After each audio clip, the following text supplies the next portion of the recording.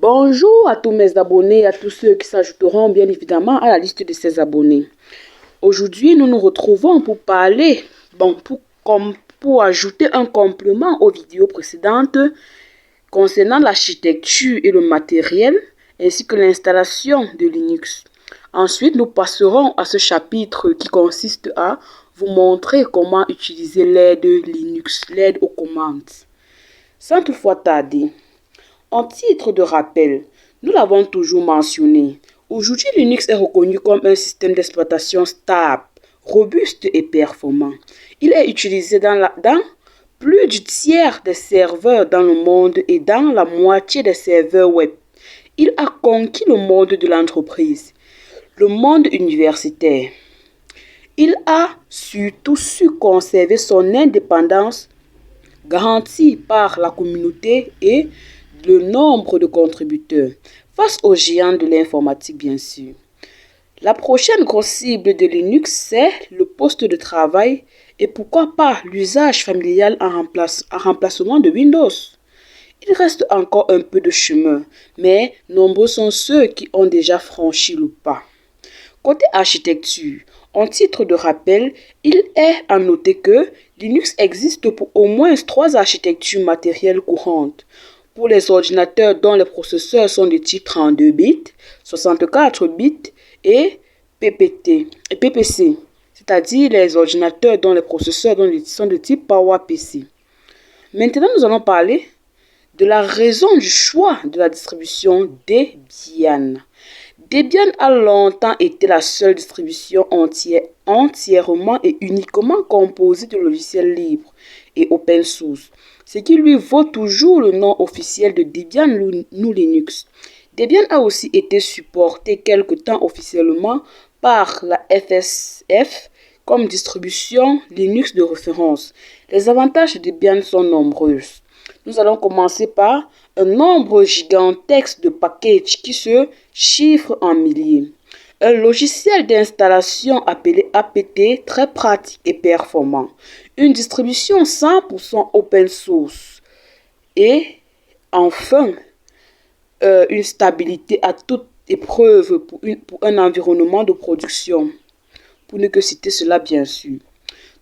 Tous ces éléments font de Debian une distribution idéale pour les informaticiens, les ingénieurs et les administrateurs systèmes et réseaux, les environnements de production en entreprise, les puristes du libre et les amateurs éclairés.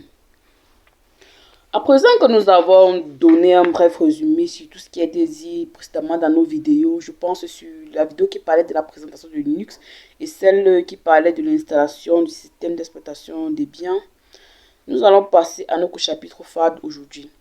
Bon, sans toutefois mentionner que si quelqu'un a d'autres préoccupations par rapport à ce qui a été dit précédemment, il n'a qu'à nous laisser un commentaire et nous le répondrons bien évidemment. Notre chapitre d'aujourd'hui portera sur l'aide Linux. Nous allons donner quelques astuces pour ne pas être buté lorsque nous travaillons sur le système Linux. Comment faire pour obtenir de l'aide dans Linux? Il n'est pas possible de connaître par cœur tous les paramètres et arguments d'une commande Linux. Linux propose heureusement, par rapport à cela, au moins 2 mécanismes pour connaître ceux qui sont supportés par une commande. La plupart du temps, le paramètre "-help" affiche l'aide incluse directement au sein du programme appelé. Parfois, l'aide apportée est suffisante pour trouver ce que vous cherchez. Nous verrons un exemple de ce cas avec la commande "det", tout en exécutant $det-help.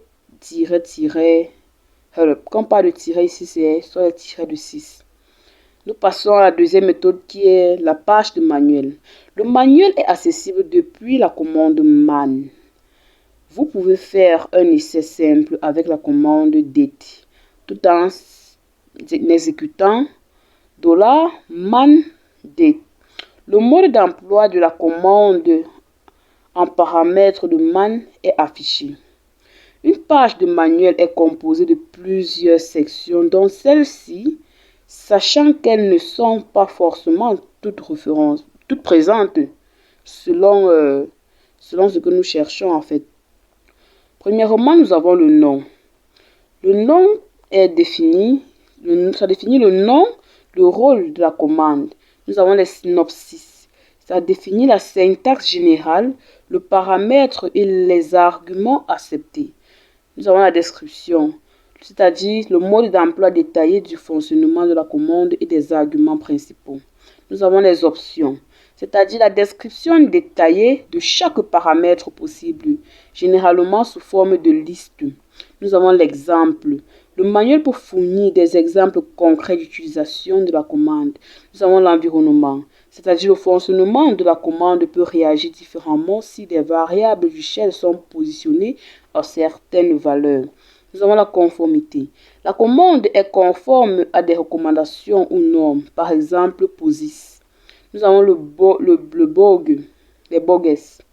La commande peut parfois rencontrer des dysfonctionnements dans des cas ponctuels qui peuvent être énumérés à cet endroit. Nous avons le diagnostic retour. La commande, selon son résultat, peut retourner des codes d'erreur significatifs dont la valeur permet de déterminer le type de problème, fichier en argument absent, etc. Bon, de la page de manuel, vous naviguez dans l'aide très simplement. La barre d'espace de votre clavier vous permet de défiler la page complète. C'est-à-dire, vous tapez sur la barre d'espace et la page défile. La touche entrée défile ligne par ligne. La touche haut et bas défile d'une ligne vers le haut ou vers le bas. Les touches page up et page down défilent d'une demi-page vers le haut ou vers le bas. Les touches début et fin font exactement ce qu'on entend d'elles. La touche slash permet de faire une recherche. Slash toto recherche toto. Dans ce cas, la touche N cherche l'occurrence suivante, tandis que Shift N entre parenthèses grand N recherche la précédente. La touche Q nous permet de quitter l'aide et de revenir au shell Linux. Bien évidemment, il a rappelé que le shell, c'est la page dans laquelle nous nous plaçons pour exécuter nos commandes. Nous allons voir ça ultérieurement dans un autre chapitre. Nous allons à présent parler des sections. Le manuel Linux ne fait pas que référencer les commandes classiques. C'est un manuel bien plus complet que ça. Les commandes simples, celles d'administration, les fichiers de configuration, les périphériques, les appels système, les fonctions de programmation de divers langages et bien d'autres choses encore peuvent y être référencées. C'est pourquoi le manuel est composé de plusieurs sections distinctes. Dans ce tableau, nous voyons les différentes sections du manuel, de la page de manuel Linux. Nous avons là bien explicité les sections et les contenus de chaque section. En première position, la section 1 a pour contenu les instructions exécutables ou les commandes du shell. La section 2 fait partie des appels système. La section 3 appelle des bibliothèques. La section 4 sont les fichiers spéciaux. La section 5 sont les formats des fichiers. La section 6 contient les jeux, les économiseurs d'écran, les gadgets, etc. La section 7, les divers, les commandes non standards ne trouvant pas de place ailleurs. Et la section 8 contient les commandes d'administration du système Linux. Enfin, la section 9 contient les sous-programmes du noyau. Il arrive parfois que l'appel au manuel pour une commande ne retourne pas à la page de manuel concernée. C'est que man recherche par défaut la première occurrence dans l'ordre des sessions.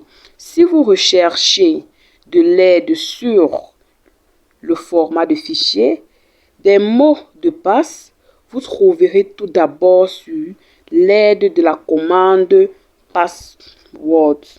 Regardez l'en-tête de la page. Le numéro de la section est indiqué juste après le nom de la commande entre parenthèses.